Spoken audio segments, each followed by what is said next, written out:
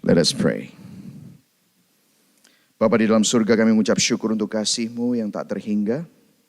Kami mengucap syukur bahwa kami yang tidak layak untuk menerima kasih-Mu, menerima your mercy and your love. By the power of your cross, we are new again. Dan hari ini Tuhan, saat kami mendengar firman-Mu, biarlah kami semua terbuka hatinya. Kau cengkeram hati kami dengan Roh Kudus-Mu.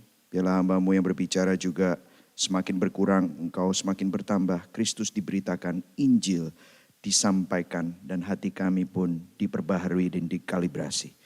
Di dalam nama Bapa, Putra, dan Roh Kudus, Allah Tritunggal yang Esa, kami berdoa. Yang percaya sama-sama katakan, amin. Silakan duduk.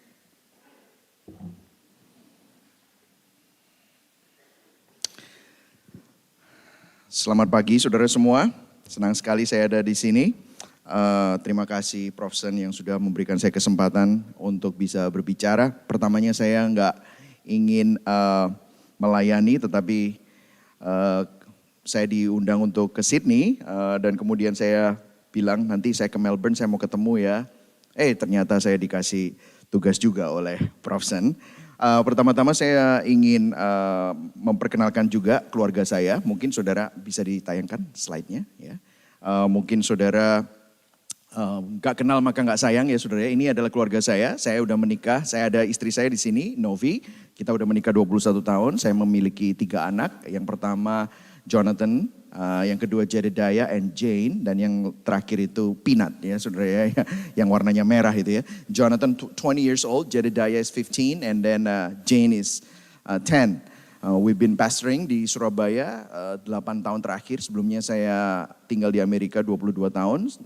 Jadi kalau saya hari ini disuruh ngomong tentang gospel shaped marriage, apa yang saudara alami, apa yang saudara mungkin pergumulkan, saya bisa mengerti karena we've been in foreign land for more than 20 years and we have 3 kids with no help, no families ya. Jadi saya mengerti artinya. Dan saya juga menggembalakan sebuah gereja Gibeon Church di Surabaya. Ini gereja unik karena ini GBI, tetapi katanya orang-orang ini gereja Bethel Injili gitu saudara ya. Karena GBI Flavor Reform begitu saudara ya. Nah hari ini saya akan masuk saja langsung saudara ya. Poin saya ada 3 saudara ya. Apa fondasi sebuah pernikahan? Yang kedua, seperti apakah hubungan atau relasi pernikahan? Dan bagaimana kita terus memupuk relasi dalam pernikahan yang baik maupun yang rusak dengan kuasa Injil. Jadi yang pertama saya akan masuk aja, poin yang pertama, apa fondasi sebuah pernikahan. Saudara, banyak sekali orang salah kaprah mengenai pernikahan. Apa sih, kenapa mereka menikah? Kadang-kadang ada yang berbicara bahwa mereka menikah karena mereka ingin memperbaiki keturunan, begitu saudara ya. Atau mereka menikah karena ingin memperbaiki ekonomi gitu ya. Atau mereka menikah supaya ada teman hidup. Atau kalau enggak mereka tuntutan sosial, karena tiap kali kalau ketemu, apalagi kalau sama orang Indonesia, kalau orang tua ketemu sama anaknya, kamu kapan menikah gitu ya. Atau kalau enggak orang tuanya ketemu sama orang tua yang lain, anakmu kapan mantu gitu saudara ya. Jadi ada tuntutan sosial, shame and honor culture itu ya. Seakan-akan kalau orang enggak menikah seakan-akan second class gitu saudara. Tetapi apakah itu fondasi pernikahan? Ada yang menikah karena takut godaan seksual. Mereka hanya menikah karena supaya bebas dari masalah itu. Tetapi itu tidak menjadi fondasi sebuah pernikahan. Karena pernikahan bukanlah untuk memperbaiki status ekonomi, tuntutan kultur, status sosial, atau menghasilkan keturunan.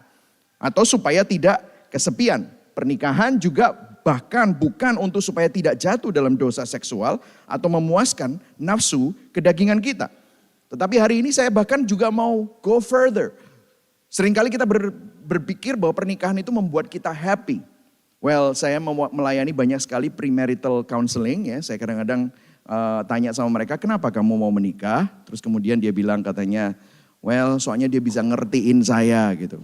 Ada yang bilang, oh soalnya dia lucu gitu saudara ya. Ya saya langsung bilang, ya tunggu aja 3 tahun gitu ya. Nanti semua joke-nya udah, kalau bahasa Surabaya itu belena gitu saudara ya. Udah bosen saudara ya. Dan kalau ngertiin saya, kalau dia udah gak ngertiin kamu, apakah kamu masih bisa menikah sama dia? Jadi kadang-kadang kita gak sadar bahwa pernikahan itu sebenarnya bigger than us. It's so much more bigger. Dan pertanyaannya, apakah pernikahan itu? Nah kita baru selesai khotbah berseri Hikmat Amsal, maka saya akan memakai satu ayat saja di Amsal, tetapi saya akan pakai beberapa ayat di Kejadian. Di bulletin saudara sudah ada juga Amsal 2 ayat 16 sampai 17. Ini berbicara begini, supaya engkau terlepas dari perempuan jalang, dari perempuan yang asing yang licin perkataannya, ayat 17, yang meninggalkan teman hidup masa mudanya dan melupakan perjanjian Allahnya. Jadi Amsal ini ditulis for young men dalam sebuah perkumpulan di mana mereka didisciple oleh rabai mereka, dan Amsal ini diberikan kepada anak-anak muda ini untuk sebagai petunjuk. Nah, saya mau ambil dua kata saja dari ayat ini, yaitu teman hidup yang bahasa aslinya adalah aloof. The most intimate friends, sahabat yang paling intim, dan melupakan perjanjian Allahnya. Perjanjian di sini dalam bahasa aslinya artinya covenant. Maka kita bisa bicara bahwa sebenarnya fondasi dari pernikahan adalah ikatan perjanjian, covenant. Mari sama-sama kita katakan covenant. 1, 2, 3, covenant. Amin. Covenant ini bukan kontrak. Kontrak itu selama dua pihak saling menguntungkan, satu memberikan servis, satunya bayar, maka selama servisnya jalan dan bayarnya jalan terus, maka kontrak akan terus berjalan. Dan kalau ada satu yang tidak memberikan dan melakukan bagiannya, maka yang satunya akan juga protes dan kontrak bisa berakhir. Kontrak itu ada jangka waktunya, tetapi covenant bicara tentang hal yang lain, saudara. Karena covenant ini menunjukkan siapa Allah kita. Covenant itu menunjukkan pribadi Allah Tritunggal. Ada 3 pribadi, 1 hakikat. Allah Bapa, Putra, dan Roh Kudus. Mereka mempunyai sebuah covenant. Mereka mempunyai sebuah hubungan yang saling perikoresis. Saling mengisi, saling mengasihi, saling memberikan kemuliaan, saling memberikan hormat. Allah Bapa memberikan kasihnya kepada Allah Anak dan Allah Roh Kudus. Allah Roh Kudus memberikan, Allah Anak memberikan honornya kepada Allah Bapa, kepada Allah Roh Kudus. Jadi saling itu. Ini menunjukkan Allah Tritunggal. Dan covenant ini dikatakan menjadi dasar dari sebuah pernikahan. Jadi bahkan waktu kalau kita bicara tentang pernikahan, kita masih ingat di Kejadian 2, marilah kita menciptakan manusia, itu dalam penciptaan, kemudian mereka Allah Bapa, Allah Anak dan Allah Roh Kudus bicara, marilah kita menciptakan manusia menurut gambar dan rupa kita, maka diciptakanlah laki-laki dan perempuan. Dan mereka menikah, apa yang terjadi? Pernikahan itu menunjukkan Allah Tritunggal. Pernikahan itu menggambarkan Allah Tritunggal. Suami, istri, dan kemudian punya anak. Ada sesuatu unit yang sangat erat hubungannya. Saling mengasihi, saling memberi, tanpa pamrih. Disinilah kita perlu ingat bahwa semua fondasi dari teologi kita sebenarnya ada di dalam covenant theology. Kalau kita perhatikan, pernikahan menggambarkan perjanjian Allah dengan umatnya. Saya harus cepat ya, karena kalau enggak ini jadi seminar saudara ya. Perjanjian Allah dan umatnya. Kalau kita perhatikan dari perjanjian lama, the Old Testament is full of covenant. Dan itu semua merujuk kepada penggenapannya nanti di dalam Yesus Kristus. Pernikahan menggambarkan perjanjian Allah dengan umatnya. Ikatan perjanjian Allah dengan umatnya siapa? Ada Adamic covenant. Ada Noahic covenant. Ada Abrahamic covenant. Bahkan Abraham di sini sampai diulang 3 kali. Bahkan yang ketiga Allah bersumpah atas dirinya sendiri. Karena gak ada nama lain di mana dia bisa bersumpah. Of course dia yang paling tinggi. Bahwa ini adalah covenantku. You will be my people and I will be your God. Mosaic covenant. Davidic covenant. Dan itu semua akhirnya digenapi di perjanjian baru. Yaitu ikatan perjanjian antara Kristus dan gerejanya. Di mana ada new covenant in Christ. Makanya di Efesus 5 ayat 31 sampai 32. Rasul Paulus mengingatkan lagi tentang pernikahan. Bagaimana gambaran pernikahan itu. Sebab itu laki-laki akan meninggalkan ayahnya dan ibunya dan bersatu dengan istrinya. Sehingga keduanya menjadi satu daging. Ayat 32, rahasia ini besar tetapi yang aku maksudkan ialah hubungan Kristus dan jemaat. Jadi kalau saudara lihat, covenant ini adalah desainnya Allah. Idenya Allah, bukan ide manusia. Pernikahan juga desainnya Allah. Jadi bukan hanya a piece of paper. Nowadays people think that marriage is just a piece of paper. No, not really. Karena ini bukan social construct yang bukan masyarakat yang membuat sebuah pernikahan, tetapi Allah sendiri. Desain dari pernikahan itu adalah Allah sendiri. Saya berikan sedikit contoh, saudara. Kalau saya punya sebuah smartphone ini saya bisa nggak jadikan ganjalan meja? Bisa. Tetapi apa yang terjadi? Tidak sesuai dengan desainnya. Karena smartphone ini didesain untuk bisa ada internet, bisa telepon, bisa sosial media, bisa melakukan banyak productivity tool. Bisa nggak saya pakai ini untuk menjadi ganjalan meja karena mejanya nggak balance? Bisa, tetapi apa yang terjadi dengan teleponnya? Rusak. Begitu juga dengan pernikahan. Apakah pernikahan itu bisa dipakai untuk memuaskan hawa nafsu, untuk mementingkan keinginan dan ego kita sendiri? Bisa, tetapi itu tidak sesuai desainnya. Maka kita harus kembali kepada desain yang sesungguhnya untuk supaya pernikahan ini pun juga berjalan sesuai dengan kegunaannya, tepat guna gitu saudara. Jadi marital covenant itu between suami dan istri is not a contract but it's a covenant. Maka Tuhan terlibat dalam setiap pernikahan. Dia bukan hanya penggagas pernikahan tetapi juga hadir menjadi saksi utama ketika pria dan wanita mengucapkan marital covenant mereka. So saya juga tahu di sini banyak yang single. So I just want to let you know, para teman-teman yang masih single, pernikahan ini bukan sesuatu yang enteng, sesuatu yang murah. Tetapi ini menggambarkan siapa Allah itu sendiri. It's bigger than you. Bukan hanya dua sejoli. Ya saudara, menjalin cinta gitu ya. Mungkin ini salah crowd ya saudara, saya nyanyi ya, itu lagunya Krisya. Mungkin yang udah nikah-nikah udah tahu ya saudara ya. Tetapi ini bukan itu saudara. It's more than that, it's bigger than that. When you realize that your marriage, waktu kita masuk ke dalam pernikahan, kita masuk dalam institusi yang sempurna yang Allah ciptakan dan Allah desain untuk menggambarkan dirinya. Makanya waktu kita ada di depan altar, waktu kita menikah, waktu kita akhirnya punya anak dan yang lain-lain, Allah senang. Allah melihat dirinya sendiri. If you want to know, saya pernah ketemu sama orang yang belajar membaca buku, kursus cepat membaca buku. Dia bilang katanya gini, baca bab pertama, baca bab terakhir, baca tengah-tengahnya, lihat daftar isinya, kamu kira-kira udah tahu isinya bukunya apa. Saya nggak bilang baca Alkitab seperti itu ya, tapi kalau saudara mau lihat Alkitab, apa yang terjadi di awal setelah penciptaan? Pernikahan. Apa yang terjadi di akhir, di kitab Wahyu? Pernikahan. Apa yang dilakukan Yesus untuk pertama kali melakukan mujizat? Pernikahan di Kana. Jadi saudara bisa melihat bahwa Alkitab itu is like a megaphone that God wants to say to all of us bahwa He honor marriage. It's His design.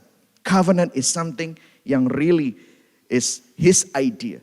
Makanya Allah bersumpah dari awal mengenai covenant, dari awal penciptaan bahwa Dia tidak akan pernah meninggalkan dan mengabaikan umatnya. Bahkan Tuhan mengetahui bahwa suatu hari Dia sendiri yang harus berinisiatif untuk menyelamatkan umatnya.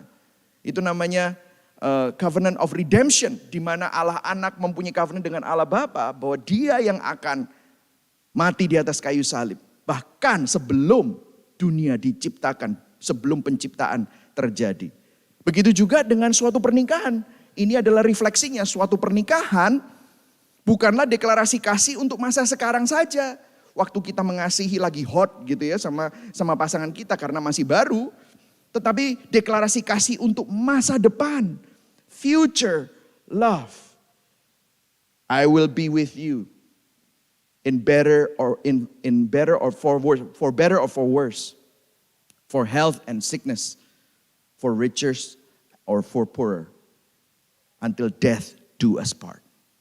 Itu adalah covenant yang ada di dalam pernikahan. itu menggambarkan Allah dengan umatnya, Kristus dan gerejanya.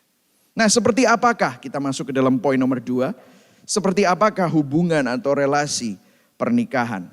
Nah, kalau tadi kita sudah bahas dari ayat ini adalah bagian yang covenant, ya, bagian yang covenant, maka kita akan bahas yang aloof, teman hidup, the most intimate friend, sahabat yang paling intim. Kita akan bicara tentang itu. Ternyata dalam relasi pernikahan adalah hubungan persahabatan yang paling intim untuk saling melayani dengan perannya masing-masing menuju kepada Kristus. Kalau saya bisa simpulkan ini. By the way, I skip a lot of steps ya, saudara. Biasanya akan ada, ini sebenarnya seminar 2 hari yang saya condense supaya saudara bisa mendapatkan intinya saja. Nah, kita akan melihat Amsal 31, ada juga di buletin saudara. Hanya beberapa ayat saja dari Amsal 31. Amsal 31 ditulis oleh seorang ratu, Ibu Raja Lemuel, untuk menasehati putranya, ya, di dalam kriteria seorang istri, ya. Jadi kalau saudara baca Amsal 31 bukan dengan lensa Injil, maka saudara akan melihatnya sangat legalistik. Nanti Anda akan berusaha untuk menjadi istri yang seperti itu.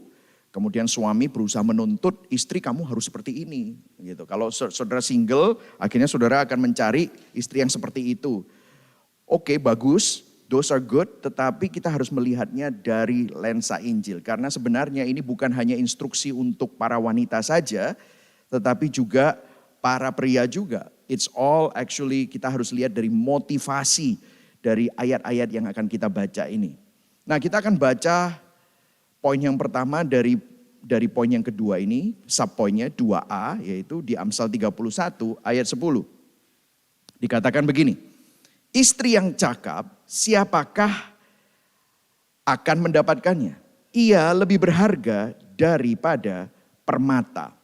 Now if you see this, motivasi waktu Amsal ini ditulis, ini membicarakan bagaimana istri itu adalah titipan, pasangan, suami adalah titipan Tuhan.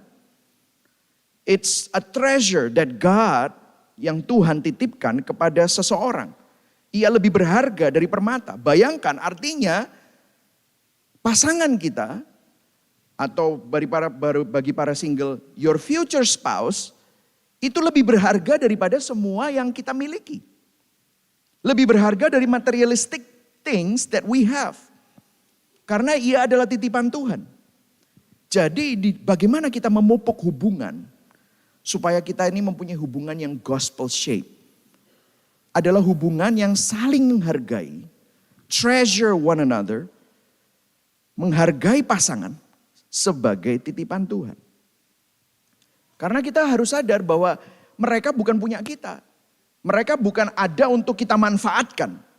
Mereka bukan ada untuk supaya kita sedot. Untuk kebahagiaan dan pemenuhan pribadi. Bukan. Tetapi mereka adalah titipan Tuhan. Kalau kita bicara peran suami di Efesus 5 ayat 25. Dikatakan begini. Suami adalah kepala istri sama seperti Kristus adalah kepala jemaat. Dialah yang menyelamatkan tubuh. Kemudian ayat 25-nya, hai suami kasihilah istrimu sebagaimana Kristus telah mengasihi jemaat dan telah menyerahkan dirinya baginya. Wow. Dikatakan kasihilah istrimu sebagaimana Kristus telah mengasihi jemaat dan telah menyerahkan dirinya baginya. Saudara coba pikir, apakah jemaat sudah mikirin tentang bertobat? No. Kristus terlebih dahulu berinisiatif. Kristus lebih dahulu datang, mencari, menghampiri. Kristus lebih dahulu berkorban. Kristus lebih dahulu melakukan segala sesuatu bagi sang jemaat, mempelainya. Dan bahkan ayat 33b dikatakan di sini, kasihilah istrimu seperti dirimu sendiri. Dan istri hendaklah menghormati suaminya. Ini 33b masalah saudara. Kenapa? Karena banyak sekali men, saya bicara kepada all the men, termasuk yang para single, banyak gambar dirinya juga rusak. Banyak sekali kita have deficit of love. Because maybe we don't have good father, maybe we don't have good upbringing. Apa yang terjadi? Kita banyak luka. Nah, disinilah kita perlu kembali kepada Injil. Karena kita kalau tidak mempunyai Bapa yang baik di dunia, kita mempunyai Bapa yang baik di surga. Yang bisa memberikan kita pemulihan. Di mana kita bisa menemukan kasih yang mungkin selama ini kita cari di manusia. Dan kita selalu kecewa. Saudara, you wonder why men itu always in Western world, they always have like man cave. You know that? We try to run away. We live in our own bubbles. We try to get away from all the commotion. Kita berusaha hidup dalam dunianya sendiri. Kita suka sports. Kita pakai bajunya Chelsea, MU, apa gitu. Padahal juga lari juga enggak gitu saudara ya. Main bola juga enggak, keringetan juga enggak. Tapi kalau Chelsea menang atau MU menang, kita menang gitu saudara ya. Padahal juga enggak ikutin bayar gitu saudara ya. Tetapi that's who we are. Kita like to play fantasy football. Namanya aja fantasy football gitu saudara ya. Jadi itu semua fantasi. Kenapa kita melakukan? Karena deep down sebenarnya ada suatu panggilan untuk melindungi. Deep down dambaan hati kita itu suatu panggilan untuk mengayomi, untuk conquering. Tetapi apa yang terjadi? Kita akhirnya tidak melakukan panggilan kita, tetapi kita karena gambar diri kita rusak, kita lari ke berhala-berhala. Jadi kalau kita lihat desain Tuhan terhadap suami adalah headship, menjadi kepala yang mengayomi, melindungi. So all girls, you need to look for, semua yang masih single, look for a man yang bisa memimpin engkau secara spiritually. Yang bisa memimpin engkau dalam iman. Bukan cuma hanya cari duit. Tetapi dia bisa memimpin dalam iman, dalam spiritualitas. Tetapi apa yang terjadi? Karena dosa bukan lagi jadi headship tetapi penguasa, rulership. Sehingga penguasa itu mengeksploitasi. Penguasa itu menindas. Penguasa itu memanfaatkan. Penguasa itu kasar. Sehingga apa yang terjadi? Desain Tuhan ini rusak. Padahal semestinya seorang headship yang menjadi kepala itu mengayomi, melindungi, menyediakan, memimpin, mengasihi tanpa pamrih. Itulah yang semestinya. Saya juga mau bicara dengan para men di sini. Saya berdoa supaya Anda juga grow in your faith, in your spiritual depth. Supaya di dalam perjalanan imanmu, para single yang men, you will be a good head untuk istrimu nanti later. Hai para suami, saya juga mau bicara kepada para suami. Kebutuhan seorang istri adalah dikasihi dan dilindungi. Saat seorang suami itu egois dan tidak melindungi istri secara fisik, emosi, dan spiritual, maka itu yang akan membuat istri kita merasa tidak aman. Sehingga order, desain Tuhan menjadi rusak. When we are passive, we are not becoming the head. We force our wife to fall into sin. Sehingga mereka yang harus berinisiatif. Dan akhirnya mereka harus jatuh dalam dosa. Makanya banyak sekali suami-suami, ini panjang ya, bisa diomongin saudara ya, tentang suami-suami itu kan sukanya, udah daripada ribut, ya udahlah, lu mau apa, aku ini pokoknya kamu jangan ganggu golfku, goesku, gitu saudara ya. Saya by the way senang goes, puji Tuhan saya goesnya sama istri saya, jadi saya bawa sepeda ke Melbourne ini saudara ya, kemarin ditemenin sama Nano ya saudara ya. Dan kita keliling. Jadi we enjoy. But anyway, why am I doing that? Tapi seringkali kita itu berusaha untuk lari dari tanggung jawab kita. Maka saya berdoa supaya melalui ini semua kita dapat diingatkan lagi bahwa firman Tuhan berbicara bahwa kita ini dipanggil untuk menjadi Kristus kepada jemaat. Nah, untuk istri dikatakan di Efesus 5 ayat 22-24 dikatakan, hai istri tunduklah kepada suamimu seperti kepada Tuhan. Karena suami adalah kepala istri sama seperti Kristus adalah kepala jemaat. Dialah yang menyelamatkan tubuh Karena itu sebagaimana jemaat tunduk kepada Kristus, demikian jugalah istri kepada suami dalam segala sesuatu. Nah, kata-kata tunduk di sini sebenarnya submission. Submission. There's a mission actually and you're supposed to submission. Jadi sehingga tunduk ini bukan hanya kata-kata yang kayaknya di-abuse. Kamu harus tunduk, makanya ditindas. Bukan seperti itu, saudara. Karena sebenarnya kalau kita lihat istri diambil bukan dari tulang lutut, bukan dari tulang tumit, bukan dari tulang ekor, tetapi tulang rusuk, sejajar. Artinya ada companionship. Mereka berdua itu berharga, sama berharga di depan Allah. Nilainya sama, perannya yang berbeda. Ketundukan itu adalah untuk menolong sang suami. Nah, kata-kata penolong pun juga kadang-kadang kurang indah menurut mungkin culture ya, budaya. Kayaknya kita tuh melihat penolong itu sebagai penolong yang lemah. Tukang nolongin masak, tukang nolongin yang ngelondri gitu ya, bersihin rumah. Sehingga akhirnya itu namanya bukan penolong sesuai Alkitab, tetapi asisten rumah tangga gitu.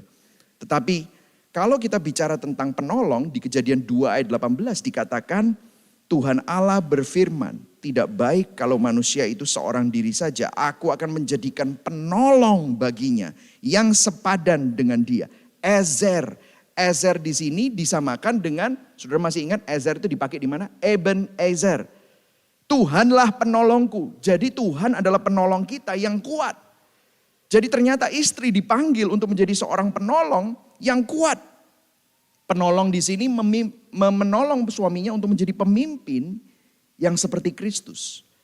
Kalau suaminya membutuhkan pertolongan, dia yang menolong. Dia yang menopang untuk membawa supaya suaminya itu ingat akan perannya. Jadi desain Tuhan untuk seorang istri adalah penolong, ezer. Tetapi karena dosa, istri mengingini mengambil alih kekuasaan. Jadi di mata Tuhan, suami dan istri memiliki kekuatan dan nilai yang sama namun dengan tugas yang berbeda. Istri adalah pengaruh utama pasangan Anda menuju kepada Kristus. Jadi itu 2A, subpoint ya. Nah 2B, 2B ya, 2B, kita akan lihat Amsal 12. Cek, oke. Amsal 31 ayat 11 sampai 12. Dikatakan begini, hati suaminya percaya kepadanya. Suaminya tidak akan kekurangan keuntungan. Ia, istri, berbuat baik kepada suaminya dan tidak berbuat jahat sepanjang umurnya. Nah, kalau kita perhatikan di sini, hati suaminya percaya kepada istrinya. Dan istri juga berbuat baik kepada suaminya dan tidak berbuat jahat sepanjang umurnya. Jadi kalau tadi yang pertama itu membicarakan hubungan yang saling menghargai, yang treasure pasangan kita sebagai titipan Tuhan. Yang kedua di sini hubungan yang saling memberi ruang untuk pertumbuhan, trusting, give room and trust satu kepada yang lain. Nah ini sangat berbeda dengan konsep pernikahan zaman sekarang. Nah zaman sekarang itu banyak subculture-nya ya. Kalau saya bisa perhatikan saya bisa bandingkan dengan dua spektrum di dalam pernikahan. Itu saya bisa bandingkan seperti ini. Traditional society and modern society. Kalau traditional society pernikahan adalah untuk keamanan. Status keluarga dengan aspek seksual tidak didasari oleh kasih atau keintiman.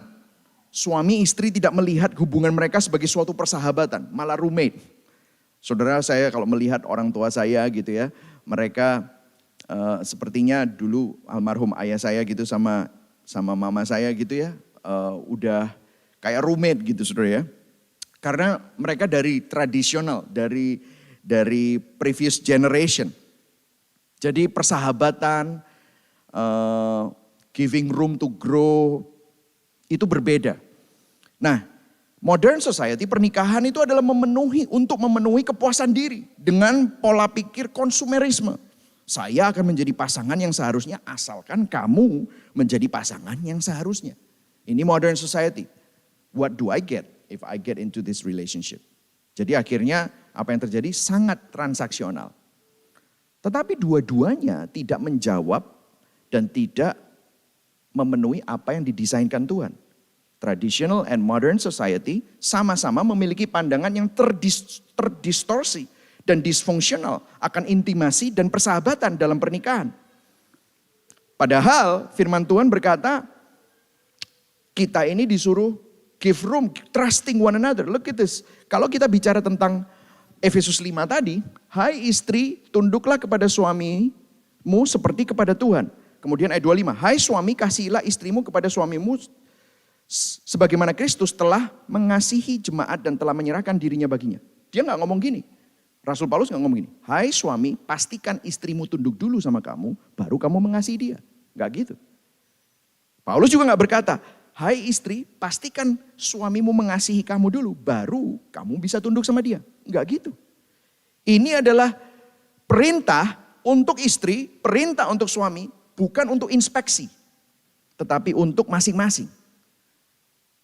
Maka gimana kita bisa give room and trusting one another? How do you do that? Karena kalau enggak kan kita akhirnya selalu berpikir, dia gitu, gimana aku? Nanti kalau dia gitu terus nanti aku diinjak-injak. Terus yang suami, dia gak pernah menghormati aku, bagaimana aku bisa mengasihi dia?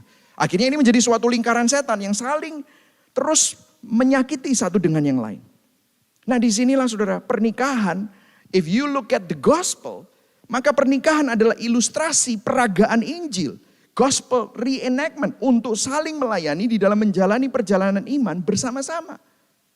Karena kita semua bersama-sama di dalam journey of faith in our progressive sanctification, Tuhan bawa kita di dalam sebuah pernikahan untuk semakin mengenal Kristus melalui pasangan kita. Untuk bisa belajar mengasihi walaupun pasangan kita tidak layak untuk dikasihi. Kenapa bisa begitu? Karena kalau kita melihat kepada kaca, kita pun juga tidak layak untuk dikasihi. Tetapi Kristus tetap mengasihi kita. Sang istri belajar untuk menghormati suami, meskipun sang suami belum layak untuk dikasihi. Bagaimana kita bisa melakukan itu? Kalau kita melihat kaca, berapa kali kita tidak menghormati Tuhan, tetapi Tuhan tetap mengasihi kita. Tuhan bahkan menghargai kita. Disinilah kita bisa melihat bahwa this is gospel reenactment. Ini adalah peragaan Injil. Jadi pernikahan adalah displaynya Tuhan, etalasenya Tuhan untuk menunjukkan Injil kepada dunia. Bagaimana dua orang berdosa yang semestinya tidak bisa menerima satu dengan yang lain. Karena dengan kekurangan mereka, mereka sama-sama pendosa dengan banyak sekali kejahatan. Tetapi mereka bisa mengasihi satu dengan yang lain. Bukan dengan kekuatan mereka, tetapi karena Tuhan lebih dulu mengasihi mereka. Sehingga mereka bisa menyalurkan kasih yang mereka terima. Menyalurkan anugerah yang mereka terima kepada satu dengan yang lain. Dan yang ketiga saudara, yang C. Jadi bukan hanya trusting, give room and continue to love no matter what. Amsal 31 ayat 28-29, anak-anaknya bangun dan menyebutnya berbahagia dan suaminya memuji dia. Banyak wanita telah berbuat baik tapi kau melebihi mereka semua. Sekali lagi ini bukan cuma hanya untuk suami atau istri secara behavior, tetapi motivasinya adalah hubungan yang saling mengafirmasi pasangan. Jadi kita dengan kata-kata kita mengafirmasi satu dengan yang lain. Saudara, kita harus akui dari budaya Asia, kita terbiasa untuk mengkritik daripada menyemangati, encouraging atau mengafirmasi. Betul atau tidak, saudara? Seringkali kalau semuanya baik-baik saja, ya itu sudah semestinya seperti itu. Gitu. Tapi begitu ada yang salah, kita langsung kritik, kan begitu. Sehingga kadang-kadang pasangan kita, orang-orang yang kita kasih di sekeliling kita tidak pernah mengalami yang namanya afirmasi. Bahkan anak-anak kita pun. Elizabeth Elliot menarik sekali, dia pernah bilang tentang 80-20 principles. Dia bilang begini, seorang suami mungkin memiliki 80% dari harapan istrinya. Ini bukunya untuk para istri. Selalu ada 20% sisanya yang sang istri ingin supaya si suami ini berubah. Atau mungkin dia berusaha melakukannya secara perlahan sepanjang kehidupan pernikahan mereka. Jadi kita milih seseorang, of course 100% gak bisa cocok kan, 80%. Tetapi ada 20% yang kita ini mungkin pengen dia berubah. Akhirnya apa yang terjadi selama pernikahan, kita gak enjoy 80% ini. Tetapi kita berusaha mengubah yang 20% ini. Sehingga kita tidak bisa menikmati pernikahan itu. Terus dia katakan begini, namun di sisi lain, bagaimana jika ada pasangan yang memutuskan untuk menikmati yang 80% itu dan keduanya menikmati kebahagiaan. We need to realize bahwa kita pun juga gak sempurna. Jangan lihat orang, makanya Yesus pernah bilang jangan lihat balok di mata saudaramu padahal selumbar di mata saudaramu tapi ada balok di matamu sendiri, kamu gak bisa lihat.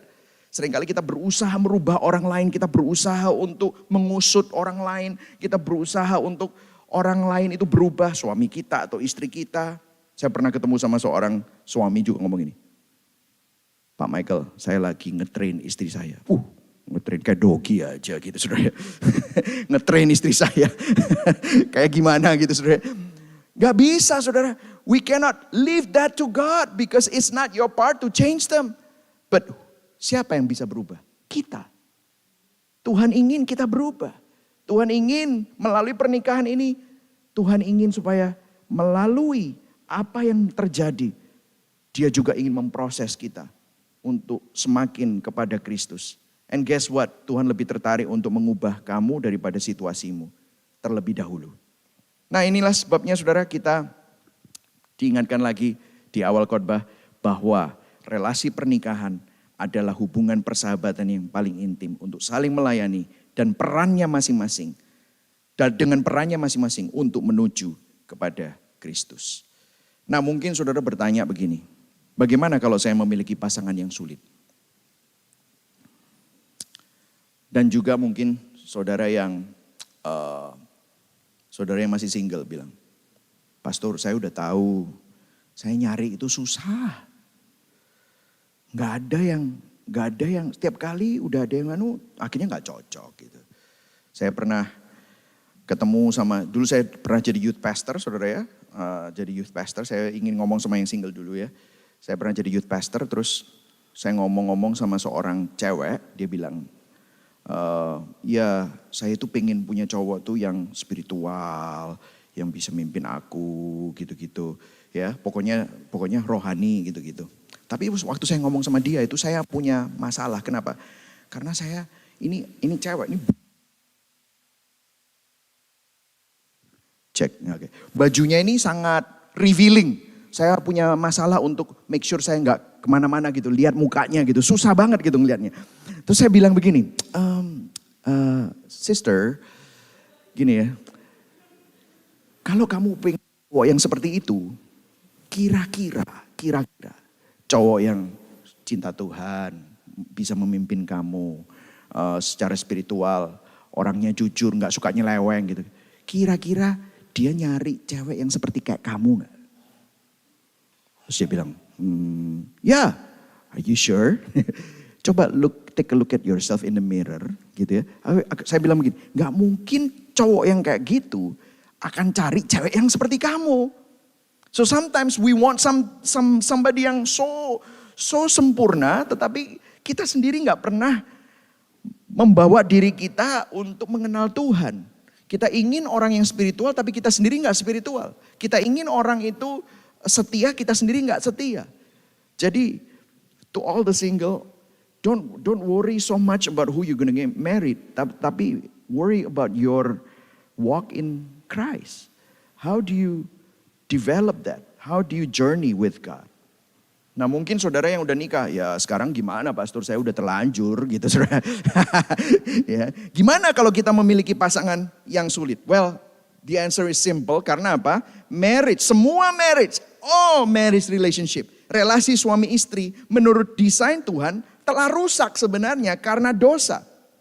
Kecenderungan dosa kita selalu menjadi penyebab dan sumber konflik, abuse, kecanduan, kepengecutan, pelecehan, pembiaran di dalam pernikahan. Makanya Amsal 2 ayat 17 tadi, yang meninggalkan teman hidup masa mudanya dan melupakan perjanjian Allahnya, inilah manusia. This is who we are. This is us, yang selalu meninggalkan teman hidupnya. Kita nggak setia, kita lupa akan covenantnya. This is why we need Jesus. This is why we need the gospel. Yesus membuat covenant dengan Bapa untuk meninggalkan surga demi menyelamatkan mempelainya. If you think about that, Yesus masuk ke dalam pernikahan terburuk. Bahkan ada komentar yang bilang Yesus masuk dalam pernikahan maut yang membawa dia kepada salib. Yang membawa dia kepada kematian. Yang membawa Yesus kepada salib dan menjalani maut. Untuk apa? Memberikan hidup yang kekal bagi mempelainya. God does not save you because you are lovely. God does not save us because we are worthy to be saved. Gak ada yang lovely di sini. We are ugly and we are sinful. But God saved us. So He can make us to be lovely for Him. And that's what the gospel is. And now you enter into this marriage covenant. Artinya marriage covenant itu bukan untuk mengubah pasangan kita. Marriage is not about changing the other person. Marriage is about God changing you through the other person. Sebenarnya jika saat ini pernikahan Anda mengalami goncangan atau lingkaran setan where you hurt one another all the time, hanya dibutuhkan satu pihak untuk memutarbalikkan lingkaran itu dan terjadi suatu renewal through you first. When you understand the gospel, when you realize that God has give you His love. Although you're not worthy. Kita semua nggak layak. Kita nggak layak untuk terima itu. Tetapi Tuhan memberikannya anyway. So you can give grace, anugerah kepada pasangan kita. Anugerah adalah memberikan sesuatu di mana pasangan kita tidak layak untuk terima. That's exactly what it is. Kita juga menerima itu. So, peragaan Injil dalam pernikahan, saya akan tutup dengan statement ini. Peragaan Injil dalam pernikahan adalah, aku akan tetap mengasihimu. Aku tetap setia. Walau kamu, meskipun kamu, aku akan tetap, I will always. Karena, because Kristus telah mengasihi aku. Karena Kristus sudah mengampuni aku. Aku akan mengampuni kamu. Bagaimana kalau ini terus-terusan terjadi? Well, disinilah kita perlu terus untuk memandang kepada Kristus. Waktu kita lihat bahwa di depan kaca, I don't know how many times mungkin saudara bilang, pastor, orang ini sudah mengkhianati aku. Orang ini maksudnya suami atau istri gitu. Sudah mengkhianati aku. I don't know how many times. Saudara juga mengkhianati Tuhan. Tetapi Tuhan tetap mengasihi kita. Disinilah supaya ada suatu terjadi pemulihan. It starts with you first. And let God, biarlah Tuhan yang bekerja di dalam marriage saudara, di dalam pasangan kita. So hari ini saya mau mengingatkan kita semua bahwa pernikahan adalah gospel reenactment. Pernikahan adalah ilustrasi peragaan Injil untuk saling melayani dan saling mengasihi di dalam perjalanan iman kita bersama-sama. Let us pray together. Bapa di surga, kami mengucap syukur hari ini kami diingatkan bahwa di dalam kami menghidupi hubungan kami, we have you as the sustenance of our marriage, sustenance of our relationship. It is not about us, it's about you. Waktu engkau melihat pernikahan kami, engkau melihat dirimu sendiri. Engkaulah sang pencetus pernikahan. Pernikahan adalah institusi yang sempurna. Biarlah kami yang tidak sempurna ini menghormatinya. Biarlah kami yang tidak sempurna ini sadar bahwa pernikahan itu menggambarkan Injil. Bagaimana engkau yang sempurna masuk ke dalam keterbatasan. Engkau yang mulia jadi hina. Engkau yang suci tidak mengenal dosa menjadi dosa. Supaya kami yang berdosa ini dapat menjadi kebenaran Allah di dalam Kristus. Dan kalau kami sudah diselamatkan, maka the display of the gospel, etalase dari Injil yang paling nyata adalah pernikahan kami. Adalah hubungan suami istri yang kami miliki. Kau berikan, titipkan. Teach us so we can treasure it. Teach us so we can trust you with it. Teach us so we can affirm one another. Teach us so we can give room and trust you. That you also, engkau juga bekerja di dalam hidup pasangan kami seperti engkau bekerja dalam hidup kami. Ampuni kami Tuhan, kami bertobat. Kalau ada banyak dari antara kami yang mungkin mengeksploitasi, memanfaatkan, masuk dalam hubungan ini dengan suatu pikiran transaksional.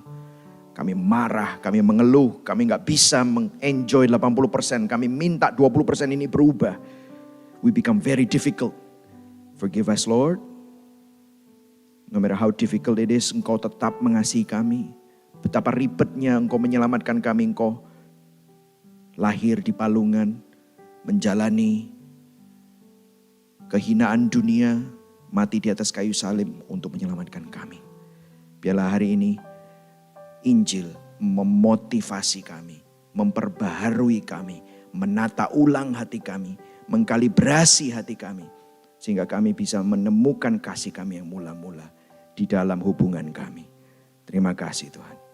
Hamba-Mu berhenti berbicara, tetapi biarlah Injil terus terngiang-ngiang di dalam hati setiap anak-anak-Mu dan bekerja di dalam hidup mereka, pasangan mereka, anak-anak mereka, keluarga mereka, pernikahan mereka.